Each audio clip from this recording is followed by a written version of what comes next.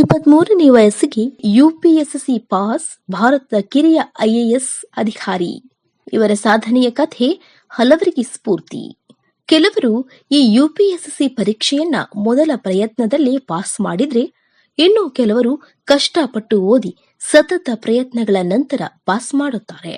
ಇಂತಹದ್ದೇ ಒಂದು ಕಥೆ ಇಂದು ನಾವು ನಿಮಗೆ ಹೇಳ್ತೀವಿ. ದೇಶದ ಪ್ರತಿಯೊಬ್ಬ ಯುವಕರು ಐಎಎಸ್ ಪರೀಕ್ಷೆ ಒಮ್ಮೆಯಾದರೂ ಬರೆಯಬೇಕು, ಪಾಸ್ ಮಾಡಬೇಕು ಎಂದು ಕನಸು ಕಾಣುತ್ತಾರೆ. ಈ ಪರೀಕ್ಷೆ ಬರೆಯಲು ಸಾವಿರಾರು ಜನರು ಅರ್ಜಿ ಸಲ್ಲಿಸುತ್ತಾರೆ. ಆದಾಗ್ಯೂ ಅವರಲ್ಲಿ ಕೆಲವೇ ಜನರು ಪರೀಕ್ಷೆಯಲ್ಲಿ ಉತ್ತೀರ್ಣರಾಗುತ್ತಾರೆ.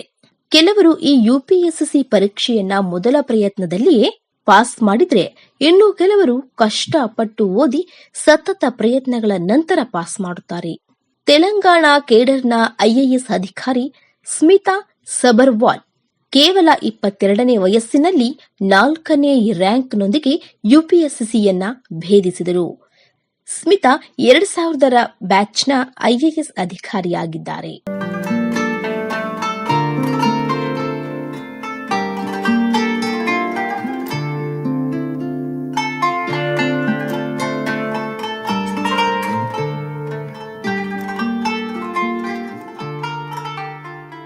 ಪಶ್ಚಿಮ ಬಂಗಾಳದ ಡಾರ್ಜಿಲಿಂಗ್ನಲ್ಲಿ ಜನಿಸಿದ ಸ್ಮಿತಾ ನಿವೃತ್ತ ಸೇವಾ ಕರ್ನಲ್ನ ಮಗಳು.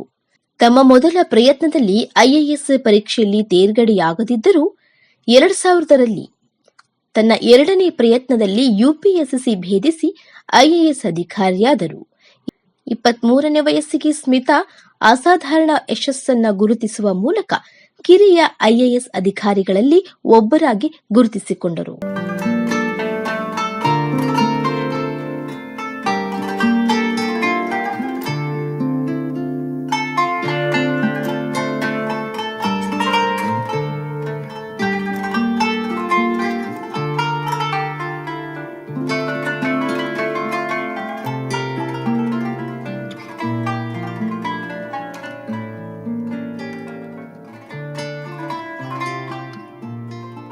ಸ್ಮಿತಾ ಸಬರ್ವಾಲ್ ಅವರು ಹೈದರಾಬಾದ್ನ ಮರ್ರೆಡ್ ಪಲ್ಲಿಯ ಸೆಂಟ್ ಆನ್ಸ್ನಲ್ಲಿ ತಮ್ಮ ಶಾಲಾ ಶಿಕ್ಷಣವನ್ನ ಪಡೆದಿದ್ದಾರೆ.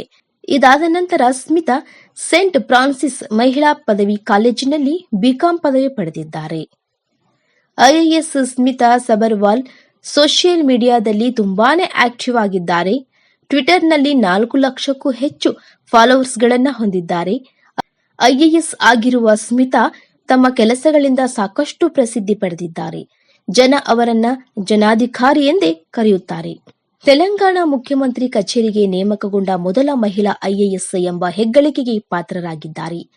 ಸ್ಮಿತಾ ಅವರು ವಾರಂಗಲ್, ವಿಶಾಖಪಟ್ಟಣಂ, ಕರೀಂನಗರ ಮತ್ತು ಚಿತ್ತೂರು ಸೇರಿದಂತೆ ತೆಲಂಗಾಣದ ವಿವಿಧ ಸ್ಥಳಗಳಲ್ಲಿ ಸೇವೆ ಸಲ್ಲಿಸಿದ್ದಾರೆ. ಅವರು ಪ್ರಸ್ತುತ ಮುಖ್ಯಮಂತ್ರಿ ಕಚೇರಿಗೆ ನಿಯೋಜನೆಗೊಂಡ ಇತ್ತೀಚಿನ ಅಧಿಕಾರಿಯಾಗಿದ್ದಾರೆ.